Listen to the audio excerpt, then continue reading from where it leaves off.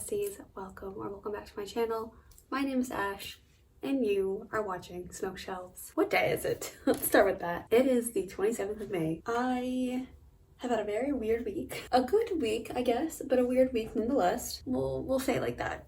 I've been working on my dissertation, just doing work stuff, and mainly I've been applying to jobs. I need to start looking for a full-time position once my program's over. So I've applied to a few things today. I have plans to apply to a few more. I will probably apply to a lot. It's complicated because I'm like, I don't really know what I want to do. Like, what will be best if I want to go back and do the, genetic counseling, because that's what I want to do. So how do I best get myself there? So I'm trying to get into clinical stuff or like patient-facing stuff, but it's complicated. That's been what I've been doing. I do have some reading updates. Let me grab the book. I think the first thing I should start is that I've finally started Ignite Me by Tara Muffy. This is the third book in the Shadow Me series. We know how I feel about these at this point. At least I think we do. I don't love them. I have a lot of issues with Juliet and Warner and Adam. All of them, honestly. It's mainly a writing thing. I hate the writing. I hate following Juliet. I was on the phone with my friend the other day, and this is one of their favorite series, and I'm like, I'm so sorry to bash this to you, but Juliet is literally just a cardboard cutout of a person. It's true. She just has like no personality, none whatsoever. I don't get it. Like, I really don't get it, but apparently she has 3 guys vying over her. Somehow, it dates this as an early YA book. I feel like modern day YA could not get away with a character like Juliet.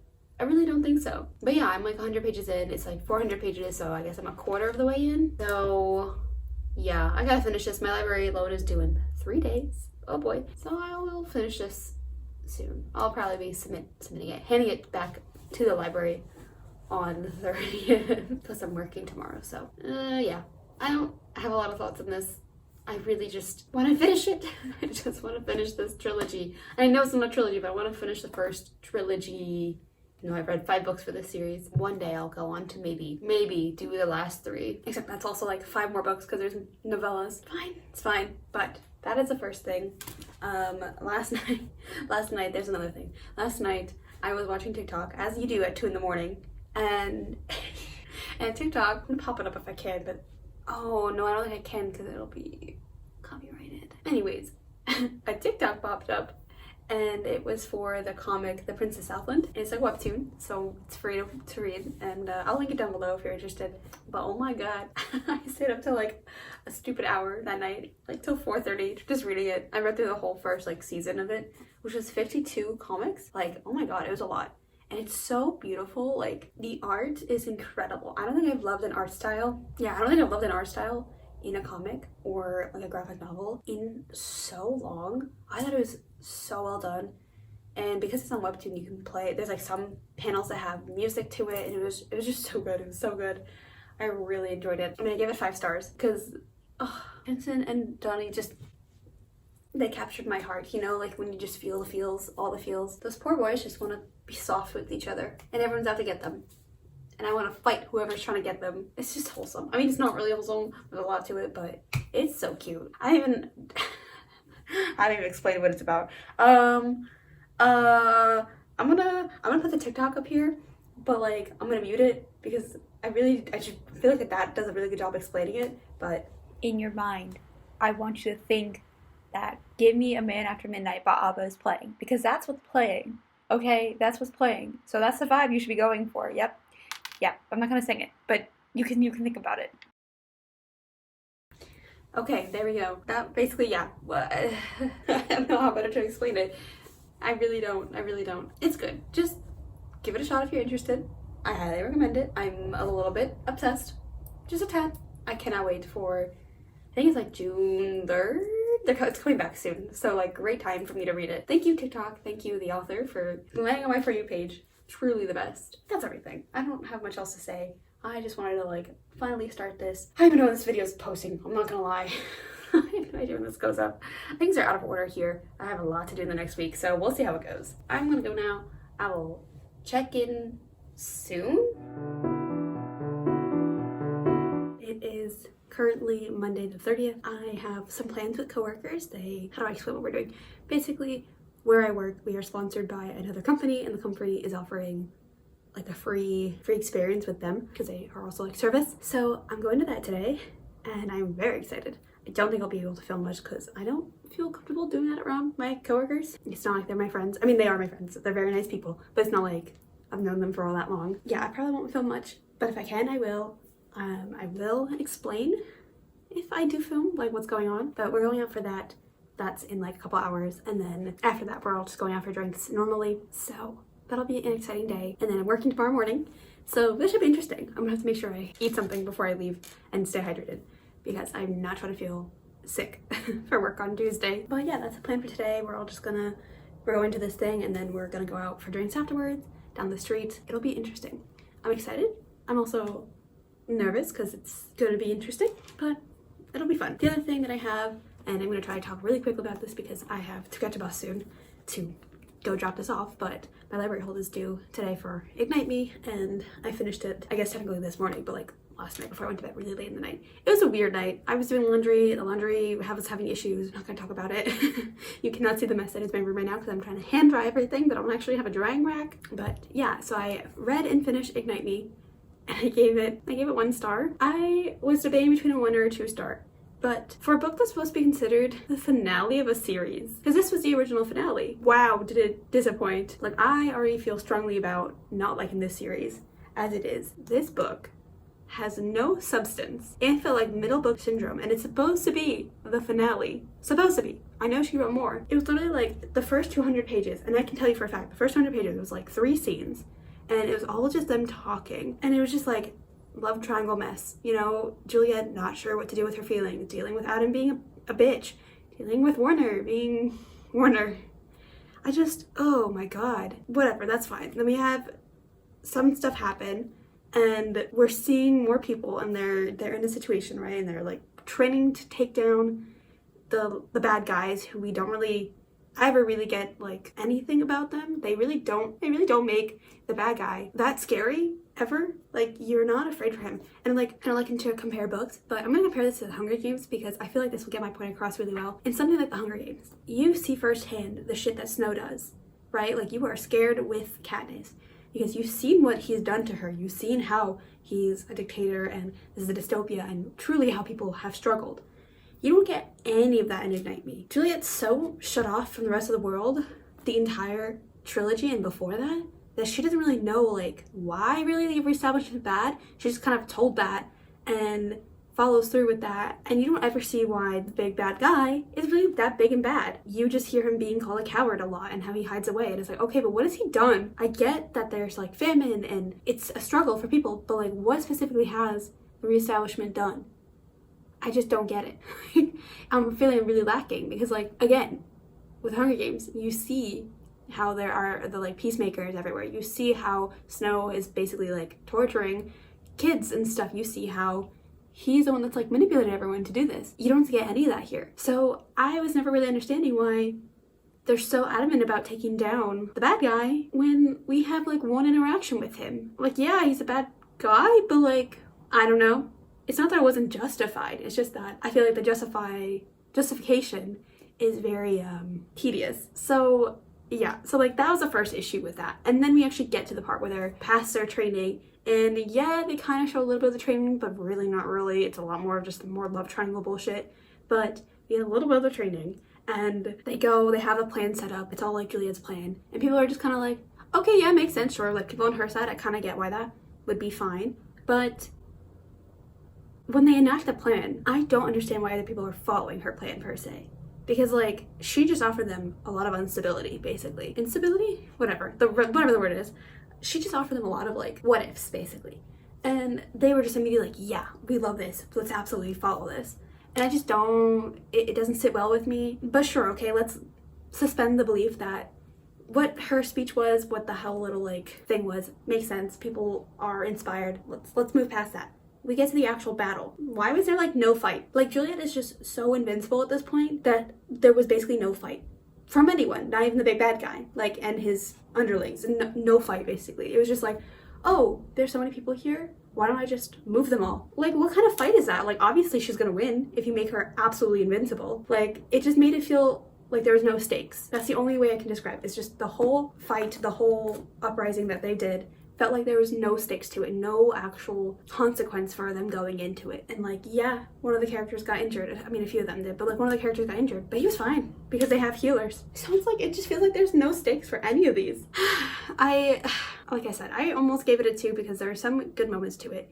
We have some clarity with things, but all around, this book has no substance. It's over 400 pages. There's nothing that really happened. The things when it did happen, the writing style took me out of the book anyways, because, and I've talked about this before, I really do not like the writing style. We'll be like in a conversation and all of a sudden Juliet's going off about like a whole metaphor and how like everything feels like this instead of that, and I'm like, where is this coming from? Maybe I am just not getting it. Like, maybe this truly is a masterpiece and I somehow just don't get it. Somehow the outcome of this has been frustrating me more than the Red Queen series, and that has been a long time dislike, and that's another series that I want to continue on with, but like somehow this has been doing worse. I don't know how, but it is. Anyways, I have to go catch my bus.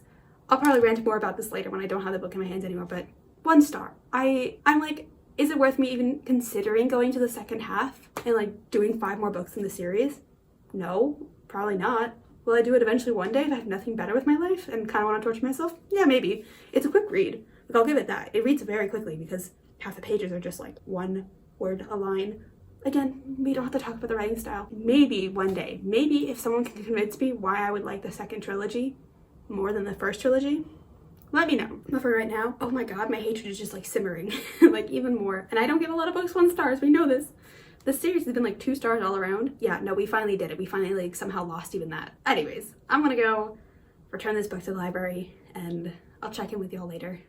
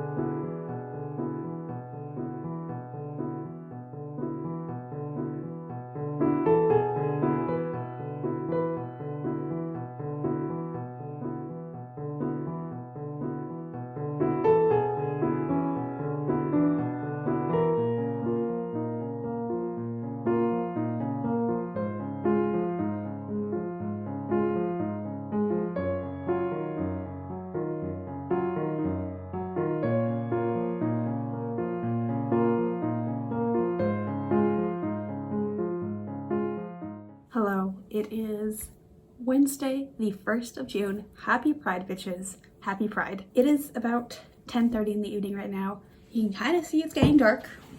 There's still a little bit of light clinging on, which is kind of insane to me. It is starting to get dark. Tomorrow is the day I am flying home. I've literally been packing. You should have seen some of that B-roll. I've just been kind of doing chores, vacuumed, washed my dishes, all that jazz. I have like a whole checklist of things that I've been getting through. And unlike last time with Paris, I'm getting it done at a reasonable hour. So that's a round of applause for me, everybody. Yeah, I can't believe it either. But yeah, mostly it was just me packing away as many books as I can and winter clothes that I don't really wear anymore. And I'm pretty sure my suitcase is not going to be over 50 pounds. I'm really hoping it's not. I don't think it is, but I'm really hoping it's not. It didn't feel like it was because I was able to lift it with not really too many issues. So I'm thinking it's more like 40 pounds, give or take. I mean, the books add a lot of weight, but then it was just like a bunch of big sweaters, which not that much weight, but a lot of space. So yeah, I'm not going home for that long and didn't need to overstuff it. So I also have clothes at home I can borrow from as well. That is where I'm at. I ended up reorganizing my bookshelf with all the stuff that's left. Picking and choosing what comes home with you is the most stressful thing ever, honestly. I'm not even sure if I made the right decisions. Sorry, I just got a notification. You ever see the, that's because I'm on my phone and I'm like, oh yes, what is happening over here? But yeah, I'm packed. The room is mostly clean. It was nice to vacuum the floors. Definitely needed it. Been putting it off. And I have a change of clothes for tomorrow. And yeah, it's just like the last few things of stuff that I need in the morning that haven't been packed away. But all of the main major clothes, items, books, all that has been neatly tucked into the bag. And honestly, I'm pretty sure that's pretty much everything at this point. I think I just need to just check, I guess. Just check and go over the last couple items on my checklist, which are not that bad. It's all the basic stuff. Now it's the hard part though, because this is the part where I have to really lie to my friend and not make her suspicious when I don't answer anything, and somehow switch on my SIM card without her realizing. So I might try to like hold out a day. If I do it on Thursday night after I get home, I just like don't turn on my data. If I do it Thursday night after I get home and then like lie to her, because we usually like talk every day, so it's gonna be, this is like a real like stressor on me right now, which is getting around the fact that this is a surprise and I need to somehow like make it a surprise. We'll see how this goes. Like I said, this is the hard part. I'm excited, but this is the hard part. I'll say it again. No. Yeah, I don't have anything else really to update on. I'm just gonna eat a little bit of food. I have like half a meal left, and I have some leftover foods for tomorrow. It's McDonald's. I've had like 3 days worth of food, but I have some McDonald's for tomorrow to snack on. My flight is early. I have to be at the airport at like 6:30 or something, which is not great because I just don't sleep well. So it'll be an interesting time. That is definitely a fact. As you can see, the darkness is starting to settle in, and I am gonna go finish up the last few things that I need to do. I will check in with you soon enough. Who knows? This is the last clip of me in Edinburgh for the next week or so. Wild. I will see you soon.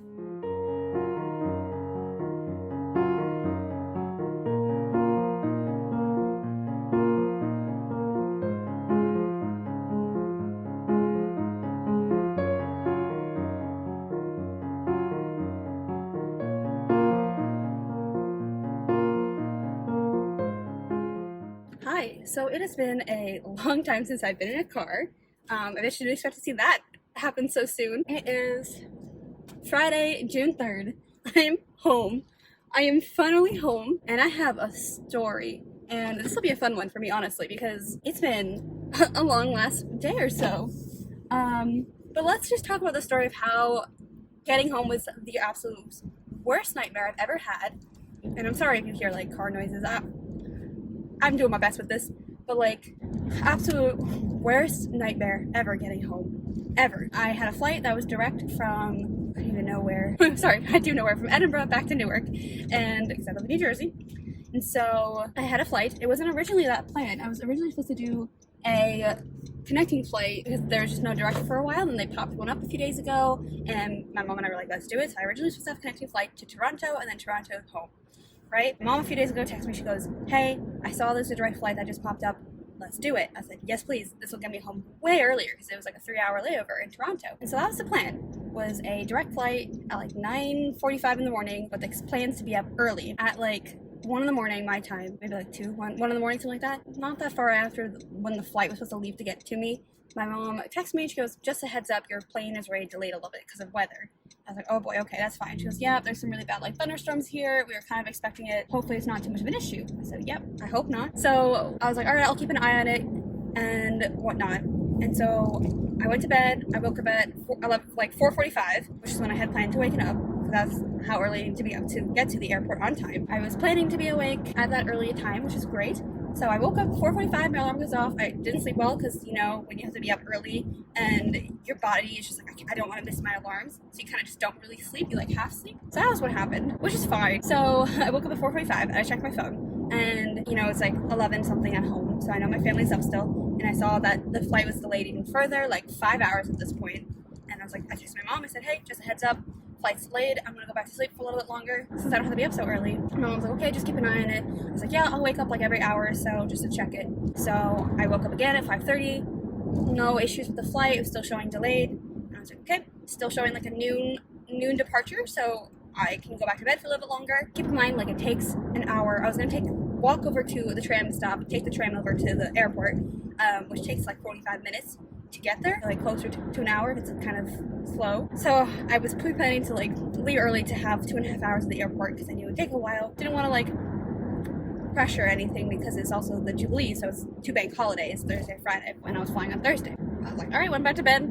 I wake back up at 7 and I checked my phone because that's what I was doing just to see how it was going, and my flight was canceled. Checked the thing and I was like, oh shit. So it said like canceled mid-flight due to some technical issues, something like that. Like it was in the air, but they couldn't do our flight afterwards. I don't really know what happened, but all I saw was that it was canceled, and so I freaked out. called my mom. It's like 2 in the morning over there. And I was like, Mom, oh my God, my flight's canceled. What do I do? What do I do? And she's like, oh my God, okay. Just get up, get ready, and go to the airport. I'm going to try to get you rebooked. I was like, can we do that original flight plan that I had, the Toronto flight? She goes, I'm going to look into it. It's like, okay, please do. I was like, anything, and I will take anything, just like, let's get me home. I am, getting ready. She's like rushing me. She's like, you gotta get going. And I'm like, oh my God, it's going to take me forever to the airport. She's like, just take an Uber, I'll pay for it. Like, I don't care how expensive it is, I'll cover it. Like, because that Uber was like, 20 minutes compared to an hour. Which, kind of sucks, but, it was also like 20 something pounds, and the tram ride was on my student credit card, so it wasn't going to really cost me anything to do it, because it's already been prepaid for, so it doesn't count. But, yeah, so my mom's like, you gotta get going. I was like, okay, I'm going. Literally, I was like, I gotta brush my teeth, Mom, I still need to pack up, like, the last few items, I'm not ready to go yet. She's like, you need to get going. She's like, what time will you be there at the airport? I was like, it's showing, like, at this point, she's like, it's showing, like, 8:15. She's like, just get the Uber, get going. She's like, all right, I was able to book you on the new flight. I was like, are you sure? I don't see it in my app. I don't see it anywhere. Like, I'm only seeing the second flight. Like, I don't even see the first flight show up, like, in the app to have both. And she's like, well, here's the confirmation number. Like, I'm seeing it. I was like, okay, oh my God, all right. It has to be here somewhere. She's like, just get to the airport. Don't worry about it. Like, it'll be in the system. Just go to the counter, check your thing in, say you're running late, whatever, right? So I get to the airport, I go to the Air Canada line to get to the flight. There's no worker, and I just get in line. I was like, I don't know what to do, because it's just, there's no one that would help me. I get in line. I'm like, it's moving so slow. I've never seen bag checks move so slow before. And that was what really worried me, was because I had the bag check and then security. And at this point, it's like 8 something. This flight leaves earlier. This flight leaves at like 9:40 compared to, I think it was like 10:15 was the original flight. So I had less time. I'm running late as it is, and I'm stuck in a really slow baggage line, and it was just so slow. And it's like 8:50 comes up, 8:55. I finally get at the baggage check, get my bag through, right, like get a boarding pass, and like head to the gates. At this point, I had spoken to so many people. Everyone else in line was for the same Toronto flight. We're all stressing out about being late. So I was like, Mom, in the end, I wouldn't have been able to like finesse my way around it, because we were all just going on the same flight. So making friends with everybody, that was the moral of the day. I spoke to so many people. I've never like traveled and spoken to people so much before, but we are like past bag check. I go to security. Edinburgh has it set up where, like, I'm sure, like, I mean, most European airports have it set up where you have like the gates, like the physical gates. You have to scan your boarding pass to get through it. Like in the US, they hand check it most of the places, but in Europe, from what I've seen, it's like they have the gates like that where you have to like scan your boarding pass and it'll let you through. When I got there, they weren't letting anyone through, and at this point it's like 9 o'clock. I had to board for 9:30. I was like freaking out. Eventually, like five minutes waiting, they let us scan our boarding passes. I got through, waited in the security line. It took like 20 something minutes. I think I got to the gate at like 9:25, because at that point I just ran, picked up a couple of snacks and like water, and then I just like booked it over to the gate. And that was fine. So I got on the plane. We're waiting. It's like, it took a little while. They were like just not boarding us on. They're like, yeah, sorry for like the wait. Like, this is our second flight back since COVID, so it's just taking us a little while. And then they came on like, yeah, also by the way, because flights to Canada require you to be fully vaccinated, we had a passenger that didn't fully live up to like they didn't have full vaccination, so they can't end up on the plane. However, their bags are ended up on the plane, so we have to go in and take their bag out. So we're just like sitting there waiting. They're like, it's gonna be like 20 minutes. So we're just sitting there, and I'm like by the wing. I can see them doing it. They're just waiting for them to pull out like a tiny ass, like it's probably not tiny, but like one singular bag. So they did that. We left. They're like, we're expecting to like make it up when we get there.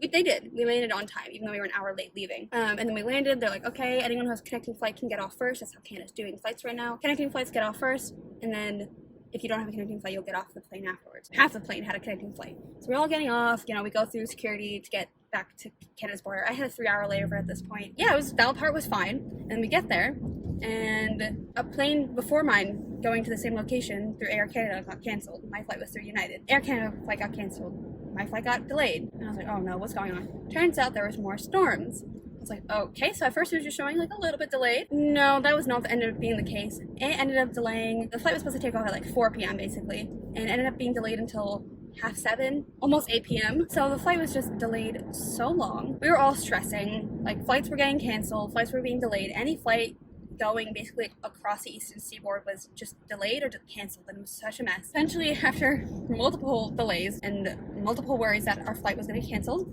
finally landed, and I'm about to like leave, and I go to scan my boarding pass, right? And they're like, oh, you know, we can't even take anyone onto the plane that was not originally on the flight because they already had a weight imbalance. And I was like, oh my god, this is making me stressed out that they're saying this. So they're like, no extra people on the plane. Fine, whatever. I had a flight free, you know, the flight was for this one. Thank God. I go to like scan my boarding pass. I'm like in line. It's not a big flight. It's like a 2x2 type plane, you know, so it's not a big flight, like 20 rows. Not a lot of people. I go to scan my boarding pass, and it's only like 2/3 full. And I go to my boarding pass. Yeah, so my boarding pass wouldn't scan. And they're like, oh, can you just like go over there and wait over there till everyone else goes through? And I was like, okay. So I waited, and I went to like, I handed it to her. I was like, yeah, they said it's not scanning for some reason. Like, it just won't let me through. She's like, oh, that's weird. She scanned it. Apparently my nationality was just not put into it, which is so weird because I got onto the flight beforehand. Like, whatever. We eventually got there. I got on the flight. We took off. We had a little bit of a rocky ride. It was, all in all, not the worst. But I landed at like 9:30, got my bags, got home at like 10 something. Ooh, wow, sorry, there is a lot of backup over here. Holy shit. Yeah, that's, you might be able to see that actually. I got home, it's like 10 something, aka it's like 3 in the morning my time, so I basically had been up for 24 hours straight by the time I got home. I ate dinner, it was great. It was one of my favorite meals that my dad makes.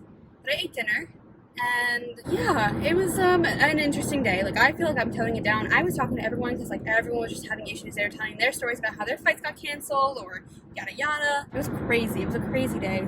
I hope to never experience a travel day like that ever again. Truly, that was god awful. And it was just not even like the Toronto airport was hilarious because they would just put announcements and everything was going wrong in Toronto. An announcement being like, not my flight, but another flight. They're like, oh, you know, we understand, like, you know, this is a long flight, but unfortunately our catering company messed up for this flight and there's not enough food or like snacks for people, so you're gonna have to buy your own snacks if you want it before you get on the flight. And I was like, what the hell? How do you mess that up? And then another thing was like, oh, we know this flight's going to like Chicago and we know it says to like Philly or something. This is the right gate. Please just get on this plane. Like, what the hell? They ended up like loading my flight and then the flight after ours that went back to Newark on the same gate, like back to back basically. Like, our flight exited the gate, their flight came in and they immediately boarded and left. That was very hectic. And then I landed and oh my god, there were so many angry people. There are a lot of people just like for bag assistance, for just general assistance. The storms were bad. Thankfully they cleared up. My mom and I were just like, as long as it says delayed and not canceled, I am getting on that plane. I don't care what it takes. I'm getting home. It was a very long day. And I felt bad because my mom was up with me the entire time too because I was just on the phone with her freaking out the entire time. So we had a very interesting time, to say the least. But I'm here. It's Friday now. Came home. I fell asleep right away pretty much. And yeah, I'm going to visit my friend up in Connecticut now. We've had this planned out. She is one of the few people that knows that I'm here in the States. This is all a surprise for my friend. She's one of the few people that knows I'm here. And I'm visiting her. I have a couple books to give her. She has a couple books to give me. Yeah, it'll be an interesting time. I don't have much to update other than that. I guess reading-wise, I did start Aces Wild when I was flying. I got a third of the way through it. I was so tired that, like, it wasn't really sticking with me and I had to keep stopping reading. And I was like, I feel like I'm not doing this book justice, so I had to kind of, like, put it down. Even though I had a 4 hours, like a 3-hour layover turned into, like, a 7-hour layover, I ended up not reading really while I was there. Mostly because I was stressed out, but also just like I was exhausted. My brain was just not having it. Like, if I'm normally flying, I'm okay with that, but because it was so hectic, I ended up reading much. I literally got a third of the way through. I think 30% or something. And I think the format of the e-galley is a little bit weird too. So it was just not working out. It was not working out. I ended up just playing Sudoku on the planes. But yeah, that's everything. I don't actually have a lot of thoughts for it. Like I said, I was just so brain fried. I mean, I wrote some stuff down, but there's not much yet. Not much yet. I'm gonna go because I should probably look at the directions on my directions for my drive, even though I know how to mostly get there. I'm doing things. A lot of things are happening. I'm gonna go.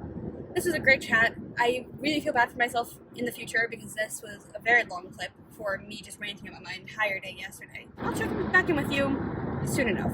Soon enough.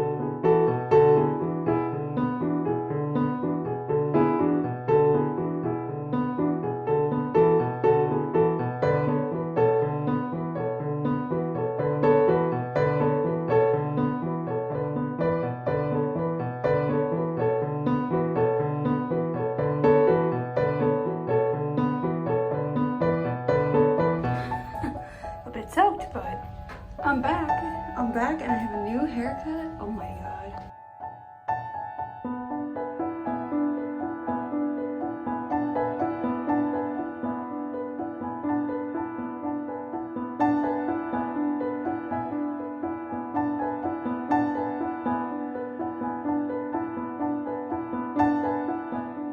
Hi, hello. It is June 12th. June 12th. Yeah, that adds up. That adds up. When is the last time I even vlogged? It definitely had to be before I came home because I just didn't have the chance really. Oh no! No, I lied. I vlogged to you when I was driving to Connecticut when I was home. But that is the last time I vlogged to you. And obviously, well, something's a little bit different here. Like, I don't know what to tell you. It's giving me a little bit of a Hannah Baker, a little bit of Hannah Baker vibes. But like, more of, I don't know how to explain it, but like, the gender euphoria is kind of there, I love it. I love to see it. It is now the 12th, so it's been like over a week since I last vlogged to you. I don't know when this is even supposed to release. I think next week. Oh, soon actually. Hold on. Yeah. Anyways. It is currently the 12th. For like the 10th time, I am back in Edinburgh, obviously. I came home a few days ago at this point. I came back on Wednesday, immediately passed out when I got back and like slept for the entire day. And then I've been at work Thursday, Friday, Saturday. So that goes all those days I could have chatted with y'all. Oh well. I was supposed to post a video like days ago at this point.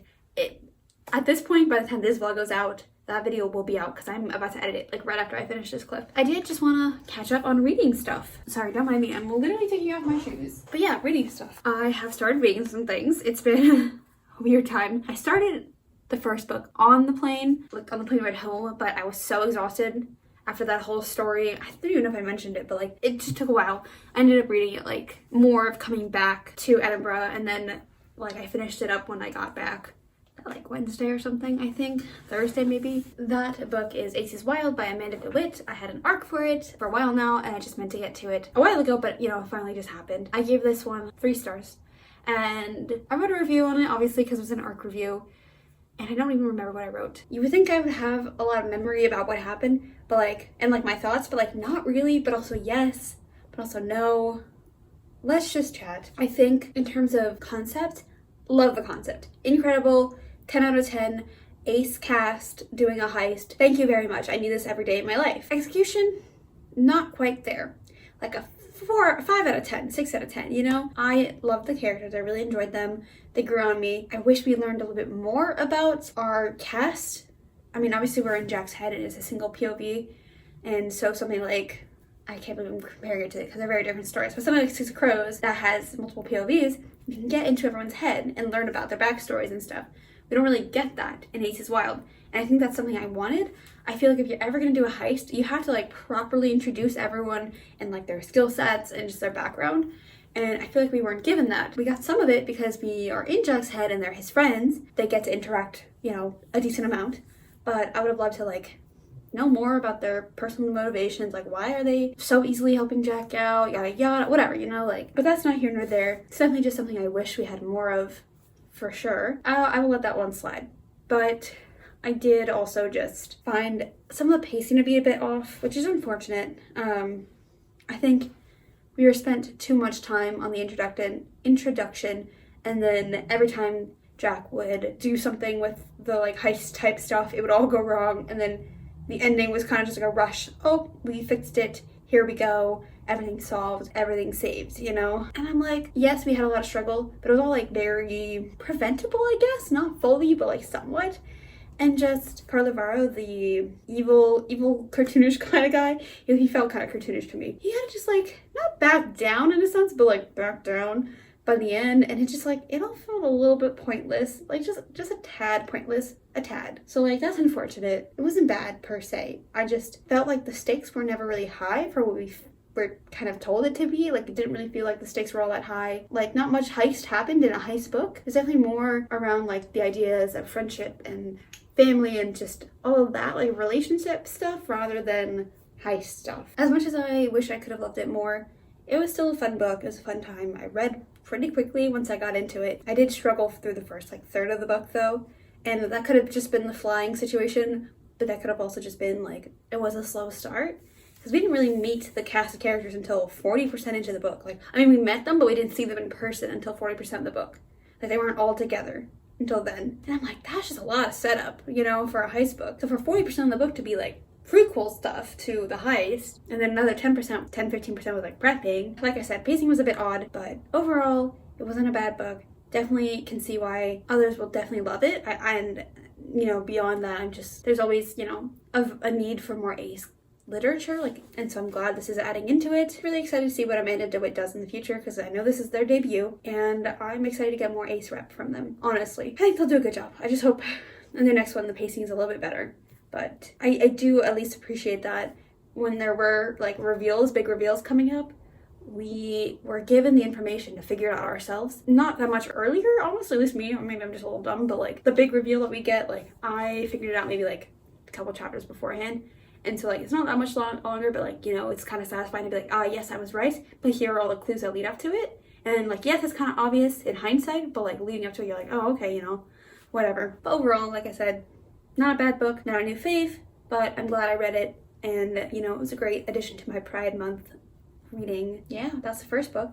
I have since also started Ophelia After All. I've been listening to the audiobook. I want to say like 20% into it, maybe a third of the way into it. I don't think I'm that far in. I don't have much thoughts on it yet. It is a short audiobook, so I don't actually have much left to go, I think. I don't actually have much to say on this one yet. I'm very much intrigued, interested to see how this will play out. That's pretty much all I've got to say. Like, Ophelia seems fun to follow so far. I know a lot of people love this book and have cried reading it, so I'm intrigued to know if I'll be like swayed into that category, if I'll still be at this like, you know, I'm okay, I'm enjoying it, which is where I'm at. I'm like, I'm enjoying it right now. It's showing me like a, you know, 4-star read. Depends where we go from here. I'll check back in with you like whenever I finish this, probably. Knowing myself, it'll be not for a while, unfortunately. But I'm not working till next Friday, so maybe I will check in sooner than that. Yeah, that's everything. I'm gonna get going. I will chat with you all soon. Hello. It is June 16th. It is late in the evening, as always. It's 11 something. I just wanted to come in here one last time before I close out this vlog. As always, I don't really know what I have for this vlog, so it is definitely a compilation of something. I know I went home in this vlog, at least, yeah, I definitely went home in this vlog, so I need to get back into like the swing of talking to a camera more often than I have been. And I think I've been saying that for a while now, but I really do. It's been a weird few months. And like specifically June and May have just been so weird with exams and then traveling again and now this. And July is not gonna get any better until I get settled down and I'm in a place to stay for a really long time. These videos are gonna be really a mess. honestly a mess, but it's fine. This is what you signed up for, honestly. Do you expect more cohesion? That's not the right word. Planning is not the right word, but basically, do you expect more planning from me? Because I don't. I don't expect that. Like I said, if I ever eventually just move into an apartment, wherever the hell I may be, you can expect more reliable videos, I hope. But that is not right now. That is not the case. Right now you get chaotic energy nonstop. Anyways, I think the last time I checked in with you was either before or right after I started Ophelia After All. I've now finished that. Yeah, I guess, yeah. So it's been a few days, but I have finished Ophelia After All. I finished it yesterday. I gave it 4 stars. I really did enjoy it. I don't actually have many thoughts on it. You think I would. You think I would, considering it's a 4-star read, and I definitely really enjoyed it, and I definitely really recommend it to people, but there's nothing there. The brain is really blank today. I can tell you the fact that I freaked out seeing A-spec rep, but when don't I, you know? Unless I'm going into a story knowing it's an A-spec storyline, anytime I get like a little crumb, a little bit inkling of something, yeah, I gotta go, ooh, you know, like I'm out of my bed, out of the chair. Like I literally was sitting there yesterday editing. I like head down editing the thumbnail for the video that went up earlier this week, which was my like bullet journal video. And I'll link to that somewhere, but I'm sitting down, I'm editing, I have my like literally headphones in. I am just like, you know, doing the outline stuff that I'm doing, and all of a sudden I hear like, oh yeah, I'm asexual. And I was like, you're what? Hello? And then a whole conversation about it, and then it was good. It was really, Wes, thank you for existing. I just want to give my boy Wes a hug. Oh, the names are really struggling with me. Ags, I want to say that's the name that they gave her. Ags. I also want to give her a hug if she's Arrow. I know they didn't really like fully label her. I mean, what's the girl's name? Ophelia. Oh my god, it's called Ophelia After All. Ophelia. I know they didn't really fully like label her either by the end, but you know, she has some sort of like polysexual label somewhere in that family, you know, under the bi, poly, pan, whatever, you know, even if she's not fully labeled by the end. As we get like a little inkling, like, oh, maybe she should look into the arrow label, but we never really get confirmed that's what she agrees with, but it seems like that's really likely. But the asexual label was explicitly like, this is what I am. I'm biromantic asexual. And I was like, say what now? You're biromantic asexual? I had my fun moments with that one. I was, yeah, elated. Elated is the right word. Obviously with pretty much every YA coming out story nowadays, there are little things that I don't love about it. And I think it's been a little while since I've read my last coming out story, because I did a few of those in a row and it was exhausting me. And like, as much as I think there absolutely is a place for this, and there are so many stories to tell when it comes to coming out, I needed to take that step back. And I knew going into this it would be kind of that type of storyline. I didn't know exactly how it was going to go down. I was prepared, mentally prepared to go through this story again after feeling very just exhausted from reading very similar expectations and dynamics with the characters in terms of a coming out storyline. Whatever. I definitely think I subverted some of those worries with her parents specifically. I don't want to get into specifics because this is definitely not like a spoiler review, but like, let's just say I'm happy with how it all turned out, and like some revelations that Ophelia made and was told by family members and yada yada, whatever. I do love how it was all handled. Yeah, I guess it was handled like really well in my opinion. And happy to see the acceptance from everyone around Ophelia and all the family members. While obviously it's a realistic portrayal, I do also like the fact that we were unfortunately given a family that doesn't accept someone else who is queer in the story, because not everyone's family does. And so like, we've got both sides of it in a way, and we've just got a whole array of experiences. Like, it's a whole cast of queer people by the end. I said I wasn't really talking much about it because I don't have thoughts on them, and then all of a sudden the thoughts, like, you know, they just like shoot out my brain as soon as I started thinking about like just the mention of asexuality. All of a sudden everything's like, oh yes. But like, yeah, with coming out stories, I don't know, I feel like there's always, and this is obviously like a YA thing, obviously it's gonna have to be a thing, but there's always like a character flaw, and it's usually like, I wouldn't say it's miscommunication, but it's like because it's a coming out story, a lot of the conflict in the story will hinge around not being able to disclose information about yourself, and like that's a common conflict in these types of stories. It's definitely just something that I'm veering away from in a way. Like, I think it needs to be done really well and handled really precisely in order for me to enjoy it, and like I need to see the resolution be worth it, you know, like proper apologies on all sides, or whoever side it needs to be on, and just proper like, here's why I still messed up and I shouldn't have done this, but also like, this is a struggle and like an internal thing. And Ophelia, after all, does a really good job at doing that, so like, that's why I can't blame it for it. It's, you know, a very well needed story, because it's not only is it a coming out story, but it's a like biracial coming out story. There's a lot to it, and I think it was done so well. Yeah, like, it was definitely one of the better coming out stories I've read this year. I'm still feeling I'm good for now. I'm gonna stay away from it as much as possible, although I know I have a few books like on my future radar that will be in a similar vein, but it is what it is. Like I said, 4 stars. I realized that when I do reviews, I never talk about like writing and prose. I'm not a writing and prose kind of person. Like, it takes a lot for me to hate the writing and prose, like shatter me, but I never mention it. This one definitely had its lines. I mean, they all do, you know, like, you're getting published for a reason. It definitely had great prose, great writing, but like, that is something I take notice to. Also, it was an audiobook, so even less so. The main conflict is what always brings me down in these stories. Because I was just getting frustrated with like, Ophelia's just like, not stubbornness, but like stubbornness. I know she has a right to be grumpy. Absolutely. She has a right to be grumpy. She was having a rough time, but it's also like, she so could have easily spoken to people earlier on, even if she didn't speak to her mom or her best friends or whatever. Like, she could have so easily gone to Talia, honestly, and been like, Talia, I'm so confused. Neither here nor there. I know this story has had such a strong impact for so many people that I know I wouldn't want to change anything about it, even though it wasn't my perfect story. Like I said, there's a place for this literature. Easily. That's pretty much everything I have on that. Have I started anything else since then? No, technically not. I haven't. We're not gonna get into it here. Did I talk about Laura Dean? I think I did. If I didn't, 3 stars. It was fine. I have no idea if I even spoke about it, but I read Laura Dean Keeps Breaking Up With Me, so if not, I'll pop in editing me. We'll put a few words in. That's everything. I'm gonna get going now. I'm not sure what I'll be reading next. I would love to get to Never Been Kissed, but I don't have high hopes that it's gonna happen this month as much as I'd love for it to. I'd also love to get to the Love Hypothesis. I obviously am only reading like queer books right now, so we'll see what happens. That's everything. If you like this video and you like my content, please consider subscribing.